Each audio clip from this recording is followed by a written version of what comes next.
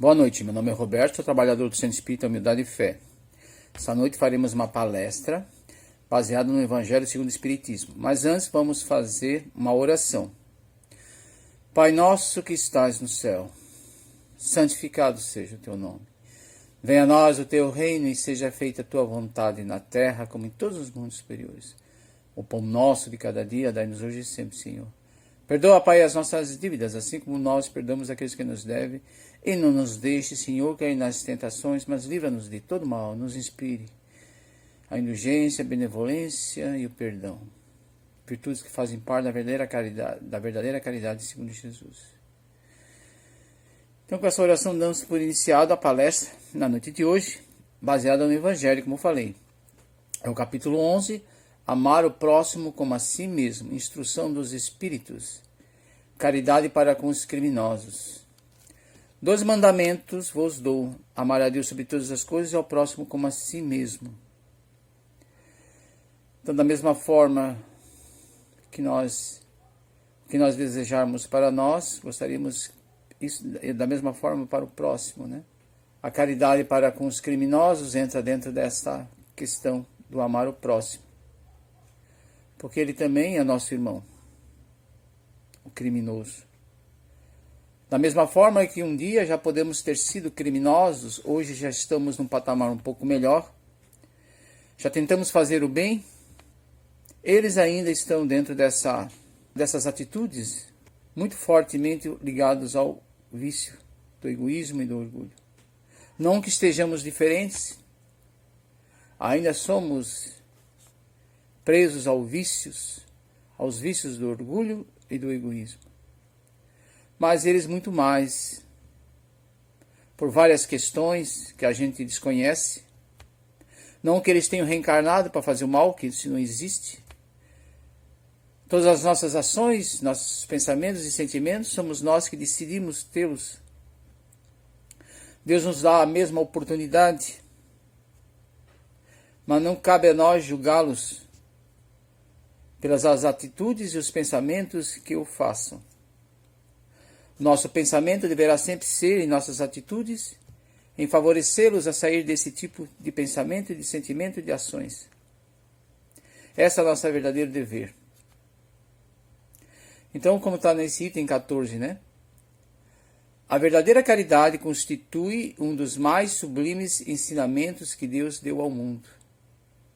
Deus aqui, Criador maior, nosso Pai, que envia os grandes espíritos puros, a nos orientar dentro das nossas caminhadas.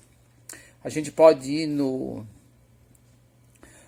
prefácio segundo o Espiritismo, né, do Evangelho segundo o Espiritismo, que está lá assim: os Espíritos do Senhor, que são as virtudes dos céus, qual imenso exército que se movimenta ao receber as ordens do seu comando, espalham-se por toda a superfície da terra, e semelhantes a estrelas cadentes, vêm iluminar os caminhos e abrir os olhos aos cegos.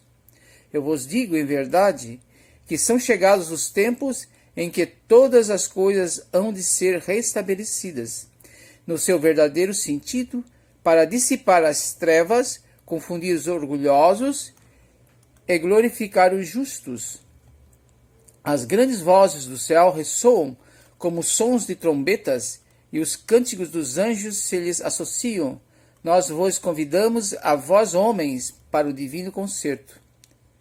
Tomai na lira, fazei uníssonas vossas vozes, e que, num hino sagrado, elas se estendam e repercutam de um extremo a outro do universo. Homens e irmãs, a quem amamos, aqui estamos junto de vós.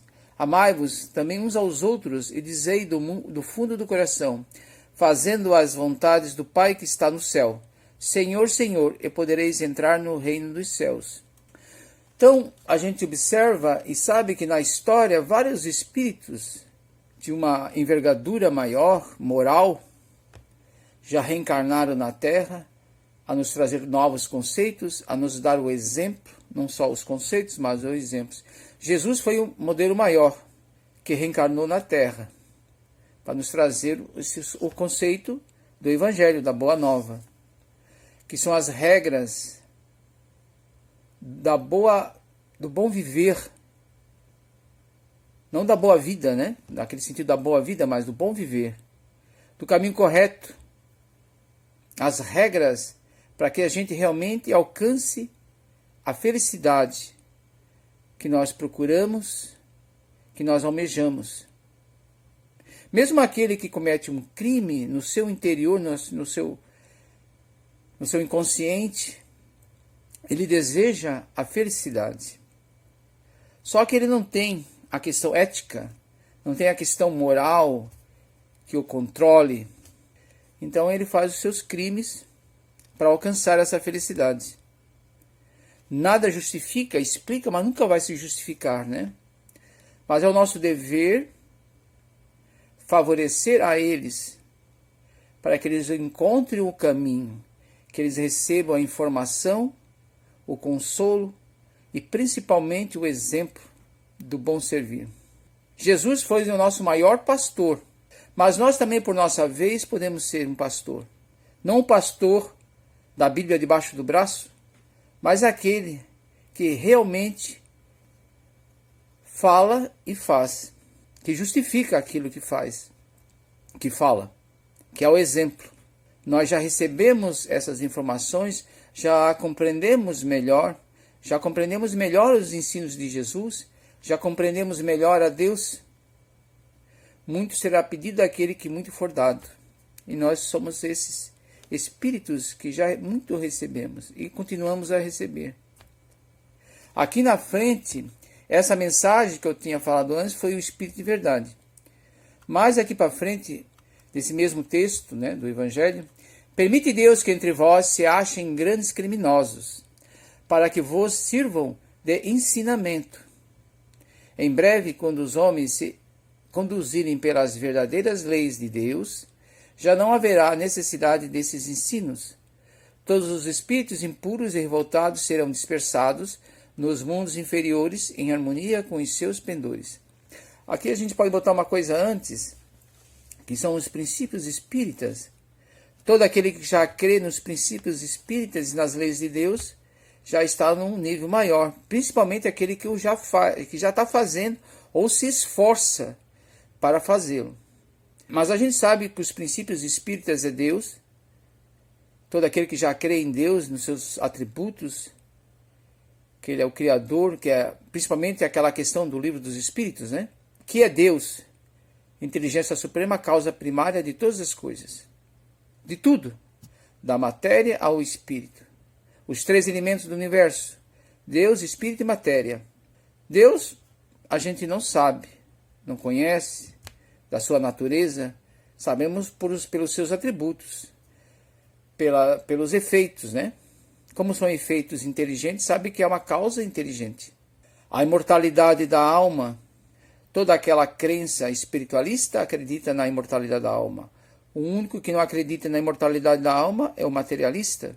A comunicabilidade dos espíritos, que vai além da imortalidade da alma, né? O espiritualista acredita na imortalidade da alma, mas muitos deles não acreditam na comunicabilidade. Então o espírita acredita, o espiritismo acredita. Então todo aquele que acredita até na imortalidade da alma é espiritualista. O espírita é aquele que acredita na imortalidade e também na comunicabilidade. Acredita principalmente também na pluralidade das existências, que é a reencarnação, e acredita na pluralidade dos mundos habitados.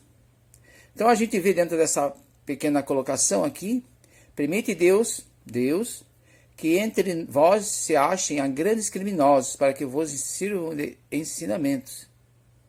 Então dentro dessa questão da reencarnação, da pluralidade dos mundos habitados, onde esses mundos são as nossas casas, as nossas escolas, onde nós reencarnamos para aprender entre nós. Na nossa interatividade nós aprendemos, um ensinando ao outro. Somos espíritos imperfeitos ainda. Então esses espíritos reencarnam, esses que têm a tendência a grandes crimes. Não que eles reencarnam para fazer o crime. Nós todos temos o livre-arbítrio e decidimos os nossos atos, nossos pensamentos e sentimentos. Nós optamos. Ele ainda tem em si muitas tendências. Reencarna no planeta onde outros espíritos se encontram, muitos já mais adiantados em questão de moralidade, outros menos adiantados. Então, nesse cadinho, né, que é um cadinho, nós trocamos experiências, conceitos, atos, sentimentos e pensamentos. Aquele que muito sabe será pedido. Então eles reencarnam para nós, entre nós, para nós aprendermos a sermos mais humildes, mais caridosos. Procurarmos desenvolver em nós essas virtudes muito mais fortemente. E nós, pela nossa vez, darmos os exemplos de perdão, de bons pensamentos. Podemos orar por eles. Temos instituições como a parte judiciária, onde muito temos que melhorar. As leis humanas ainda vão muito pelos interesses pessoais nossos. Os nossos sistemas carcerários, muito frágeis, desestruturados, onde não favorecem a pessoa que ali é colocada. Porque nos é pedido para ter caridade com ele. Mas ele, por sua vez, ele tem que ser retirado da sociedade para se recuperar. Mas essa desestruturação desse sistema carcerário, essas nossas leis que vão muito pelo interesse pessoal, prejudicam. São essas instituições que temos que melhorar. Temos que ir ao encontro e colocar para que eles realmente recebam a punição, mas que também possam ter a possibilidade de se melhorarem, terem trabalhos comunitários em prol da comunidade a qual eles criaram o problema, se sentirem úteis, trabalharem com a sua psique mais, com o seu emocional, se autoconhecerem, da mesma forma que estamos tentando nos autoconhecer. É importante modificarmos esse nosso sistema judiciário. Nós temos que favorecê-los. Me lembro de um menino, de um rapaz lá de São Paulo, uma vez, que o filho dele foi morto por alguém que ele já conhecia, que já tinha sido empregado dele. Ele foi lá no presídio e deu toda a assistência para ele. Ele foi lá para o presídio, ele estava preso. Ele tinha que cumprir a sua pena lá, porque realmente causou mal. Mas ele, pela sua vez, ele que foi prejudicado, que sofreu agressão, pela perda daquele que muito amava, que era o filho, foi lá, humildemente. Essa é a questão da humildade, né? Se temos essa humildade, temos uma oportunidade para desenvolvermos a nossa humildade, essa virtude tão importante do servir, foi lá e favoreceu a esse irmão que precisava, que cometeu um crime muito violento, mas recebeu todo o consolo e o conforto e a orientação dessa pessoa. Essa é a atitude correta a qual nós temos que seguir. Não basta só falarmos, né? Temos que ir atrás e procurar. É uma oportunidade que nós tivemos. Deveis àqueles a quem falo o socorro das vossas preces. A oração ela tem uma força muito grande. A intervenção. Podemos, numa oração, favorecer aquele que sofre, aquele que cometeu o crime. Ele tem que receber esse bem, que a oração são fluidos maravilhosos que são levados a ele, favorece aos espíritos que se aproximam dele. É o nosso papel. Cabe a Deus cumprir pelas leis dele, pelas suas leis. Ele vai ser julgado por Deus. Não cabe a nós julgar. O que nós temos que fazer é favorecer que ele se melhore. Esse é o nosso papel dentro de uma sociedade que um dia alcançará-se-á. Um dia não precisará mais ter cárceres, né?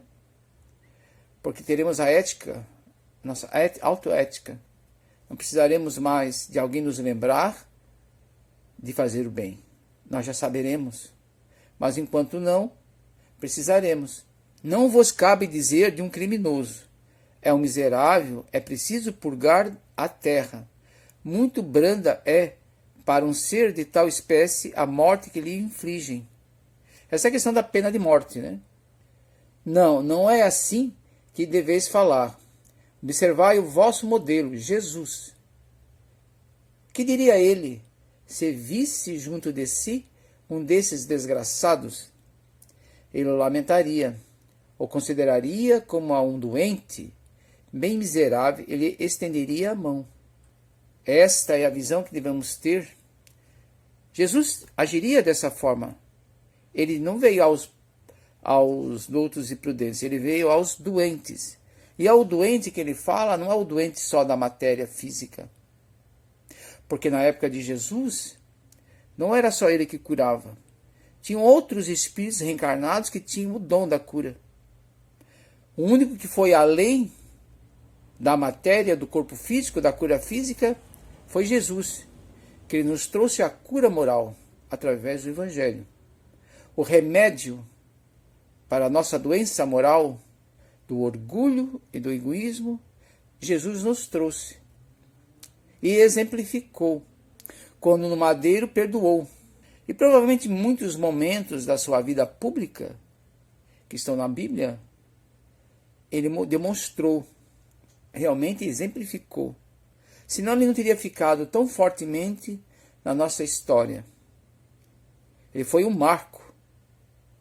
Então, quando nós nos defrontarmos com uma questão desta, o que Jesus faria? Eu acho que a gente tem que começar a botar na nossa consciência, né? Os Espíritos nos colocaram como modelo Jesus. Então eu acho que o ideal seria quando nós nos defrontarmos com o mal, seja ele qual for, aqui no caso é o crime, mas tem outros males, né? Pensemos o que Jesus faria. Somos cristãos, nos colocamos como cristãos. Podemos não ter essa índole ainda, essas atitudes e sentimentos de Jesus, que ainda somos imperfeitos, temos nossos interesses pessoais.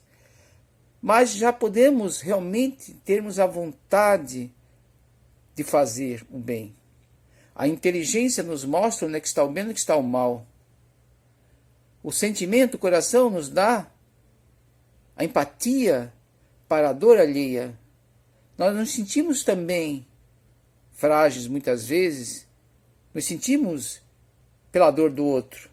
Mas não basta só sabermos, nos sentimos mal com o mal do outro, temos a sensação do coração, né? Ou sabermos que aquilo ali está errado, que tem que ser. Nós temos que nos movimentar, nós temos que sair. Jesus fez isso, além de ter o raciocínio de fazer o certo, ele também tinha o sentimento, esse tempero, como Paulo, né, nos colocou na caridade. O que é a caridade para Paulo, né? Você pode falar em todas as línguas, ter todos os conhecimentos intelectuais, racionais, saber tudo. Saber medicina ao extremo, saber matemática, física, química, tudo da química, tudo da física. Você ser um gênio, saber enfrentar essas questões, ser um grande psicólogo, ser um grande psiquiatra, ser um grande terapeuta, um grande palestrante. Mas se você não tiver a caridade, que é a indulgência, que é a benevolência, que é o perdão, saber se colocar naquele momento, perceber aquela fragilidade, aquela ignorância moral daquela pessoa, que ele em si tem o Deus que tu tens dentro de ti. Ele também tem o Deus. Ele também foi criado por Deus. Aquilo que eu tenho, aquele meu irmão também tem. E ele também está procurando ser feliz. Que eu favoreça a ele descobrir-se como Jesus faria. Esse é o posicionamento de Jesus, né? Para aquele nosso amigo, aquele espírito que está ali sofrendo. Ele estenderia a mão, não o julgaria, mostraria para ele onde que está errado, onde que está, o que está certo, onde que está errado. Ele é vosso próximo como o melhor dos homens. Sua alma transviada e revoltada foi criada como a vossa, para se aperfeiçoar. Essa é a função de todos nós. Nenhuma das minhas ovelhas se perderá. como eu coloquei antes, Jesus foi um grande pastor. Ele é o nosso pastor. Mas nós também, pela nossa vez, mesmo imperfeitamente, podemos ser um pastor de favorecer esses nossos outros irmãos, levá-los para os caminhos corretos, mas não pela violência, não pela morte, pelo castigo, mas pelo amor, pela indulgência, pela benevolência e pelo perdão. Esse é o nosso papel para com a sociedade. A gente está num país, nesse momento, onde muitas pessoas desejam a pena de morte. Bandido bom é bandido morto. Não é o correto. Você só está criando mais um problema para você e para a sociedade. Você vai permanecer nesse mal, porque uma coisa alimenta a outra. O mal alimenta outro mal. O perdão alimenta o perdão. O amor só traz amor. E o mal só traz o mal. A pessoa muitas vezes vai deixar de fazer o mal, não porque entendeu que o mal não é o correto. Ele não vai fazer o mal quando existe uma pena de morte por medo. Mas a primeira oportunidade que ele tiver, ele vai fazer o mal, porque não foi modificado o seu interior. O seu corpo físico foi destruído, mas o seu interior, ele como espírito, não. Numa próxima reencarnação, pode ir a vir novamente. Ele tem que modificar aquela índole que ele tem. Aquele que está reencarnado, for preso, sofrer violências, principalmente, como já coloquei, nesse nosso sistema carcerário totalmente desestruturado, que não alimenta nada de bom, ele voltará pior ainda, com muito mais ódio, com muito mais irritação. Em nenhum momento a pena de morte foi algo plausível, algo certo. Temos que desenvolver novas metodologias para que esses nossos irmãos recebam a oportunidade de se recuperar. Mesmo porque muitos desses espíritos reencarnam, como já coloquei ali, foi colocado pelo texto, né? Para nos ensinar a sermos humildes. Mas um dia chegará que eles não mais poderão reencarnar aqui. Esses também têm que aproveitar a oportunidade. Realmente sentir em si aquele conhecimento, aquela informação, aquele consolo e se modificar. Porque aquele que não se modificar, pluralidade dos mundos habitados, irá reencarnar, lei da reencarnação, pluralidade das existências, em novo mundo, aonde muitas vezes é muito mais atrasado que o nosso, e sofrerá todas essas violências que um dia fez sofrer ao seu próximo, ao seu irmão. Então esse momento, a oportunidade que eles estão recebendo, esses espíritos, é a última oportunidade. Porque a Terra está passando de provas e expiações para a regeneração. Onde a regeneração, nesses mundos de regeneração, o mal ainda um pouco existe, mas é exceção. A regra é o amor. No nosso planeta de provas e expiações, ainda é a regra o mal. Mas porque temos muito ainda que recuperar. Precisamos reencarnar nesses mundos onde o mal exista, como vão reencarnar esses espíritos que não se modificar, porque precisamos passar por essas dificuldades, onde muitas vezes nós já cometemos o mal. Mas no momento que esse planeta que ele vai passar para a regeneração, essa é a lei inexorável da evolução. E aquele que aceitar a lei do amor ficará. E aquele que não aceitar será passado para outro mundo, onde está vibrando essa lei ainda, porque ele precisa passar por essa lei do retorno, da lei da expiação, a lei da prova, mas principalmente da lei da expiação, porque ele tem que recuperar o passado. Então nós temos que realmente colocar em nossas mentes a importância dessa oportunidade que nós estamos recebendo, de estarmos aqui convivendo com essa dificuldade, com esses nossos irmãos, e eles, pela sua vez, também.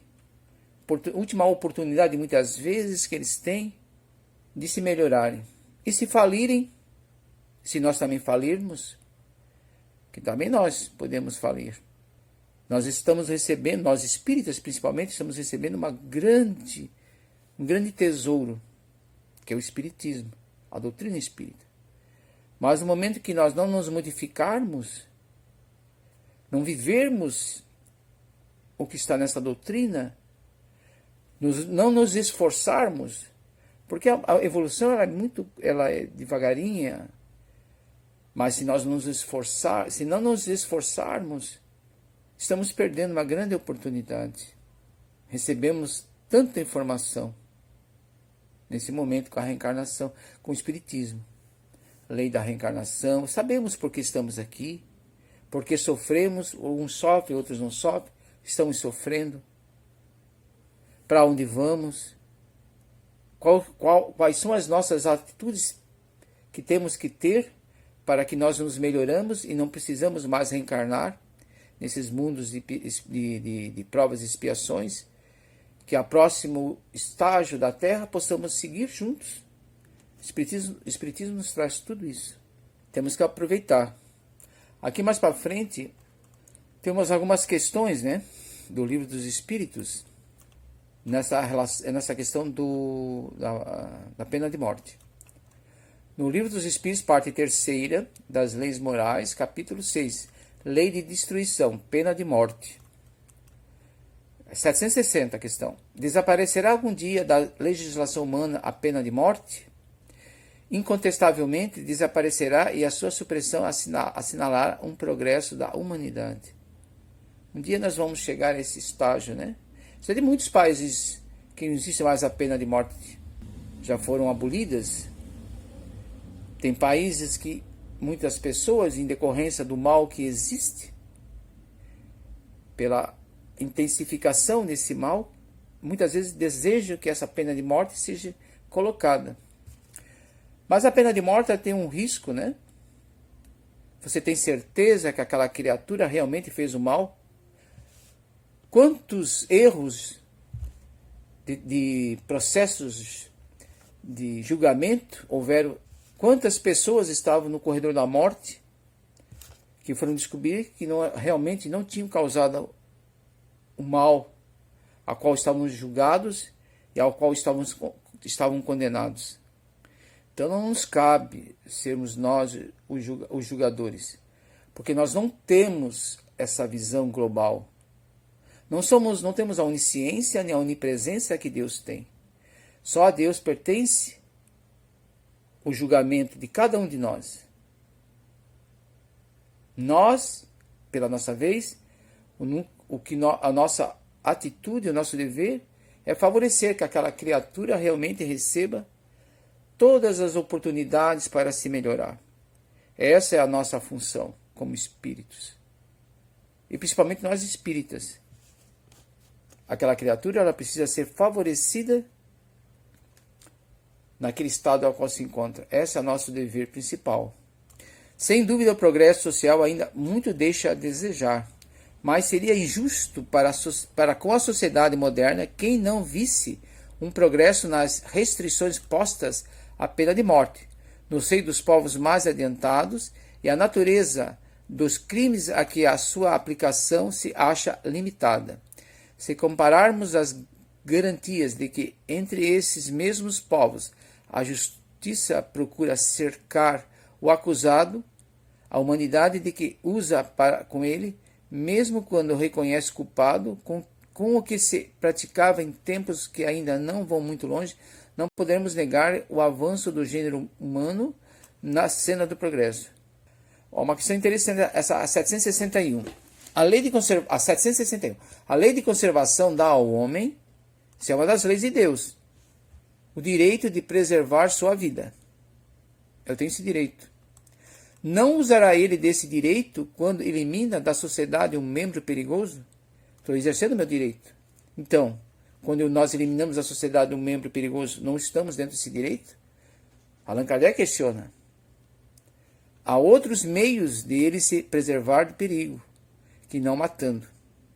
Ademais, é preciso abrir e não fechar ao criminoso a porta do arrependimento. Essa é a nossa função, nós homens. A Deus cabe julgar, porque só Deus tem a onisciência e a onipresença. Ele sabe exatamente, e sabe julgar exatamente aquela criatura. Nós não. Nós temos que favorecer Nós temos que abrir as oportunidades para que aquele criminoso se arrependa. Arrependimento, expiação e restaurar.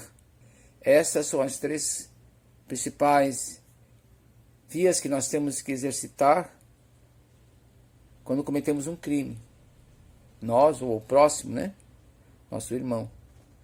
Nós temos que nos arrepender, temos que expiar e reparar.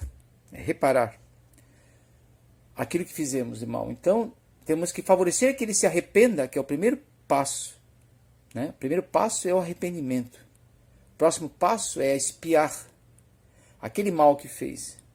Tudo isso nós temos que favorecer. Não é prejudicar. A indulgência favorece. Ela não fica apertando aquela ferida. Ela fica tentando acalmar aquela ferida. Que ela cicatrize. E depois a reparação. Todos nós passamos por isso. Esse é o nosso principal papel. Disse Jesus, a 764. Disse Jesus, quem matou com a espada, pela espada perecerá.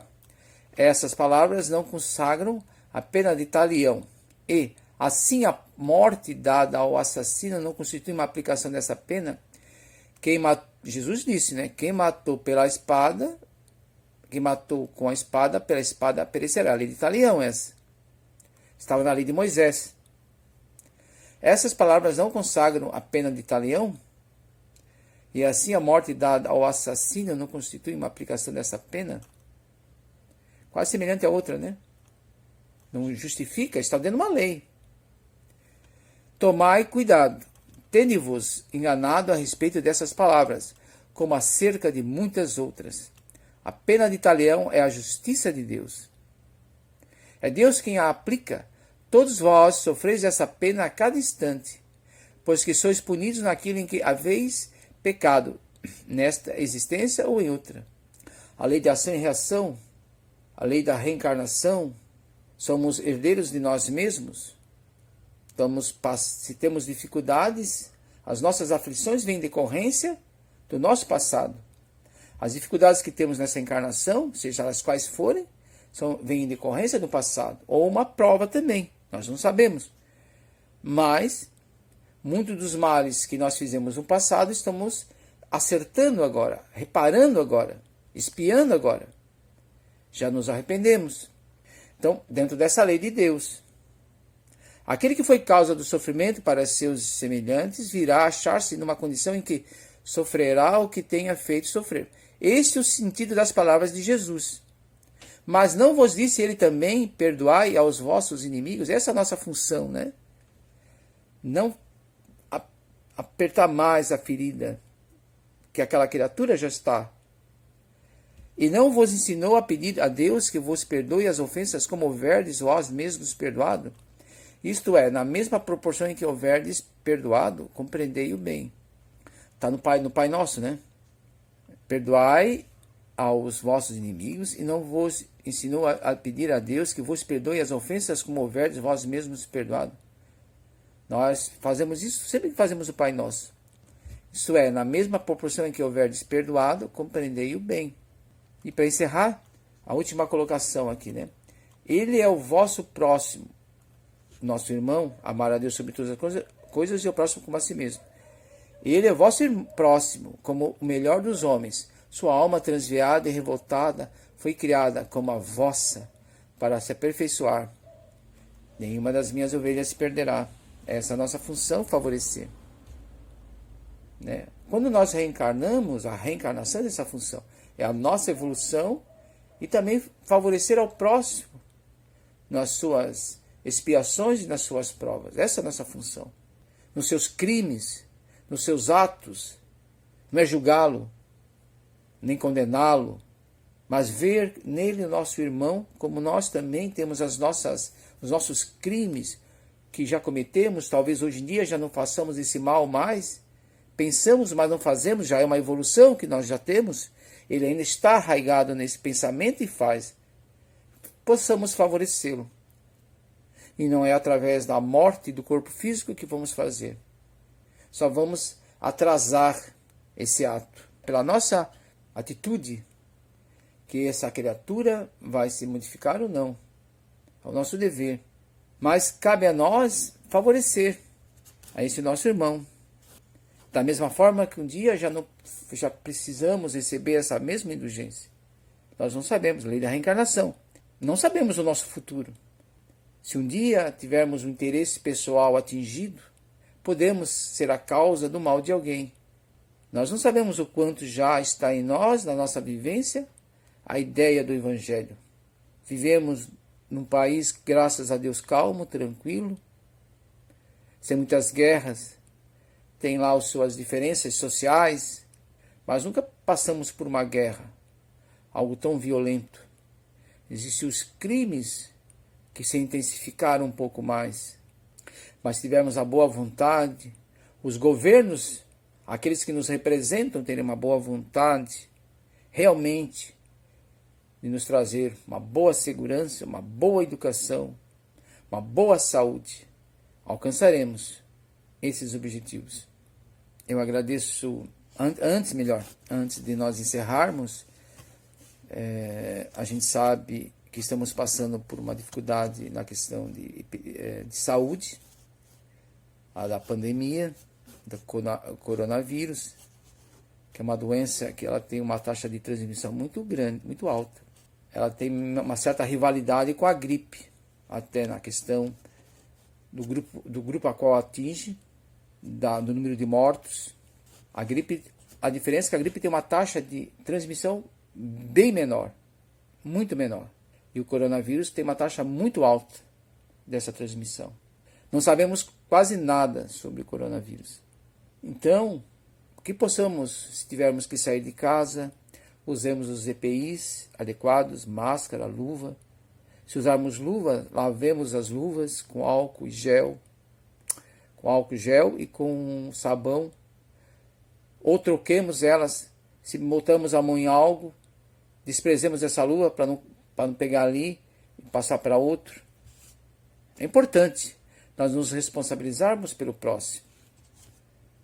Enquanto não vem a vacina, ou enquanto não vem uma droga que ela seja eficaz, mas com pouco efeito colateral, ou pelo menos não faça tanto mal ao corpo físico, os efeitos. Então, fiquemos todos no amor de Deus, nesse sábado, nesse domingo que inicia, na semana que vem. Até o próximo sábado, e que Deus nos abençoe. Uma boa noite.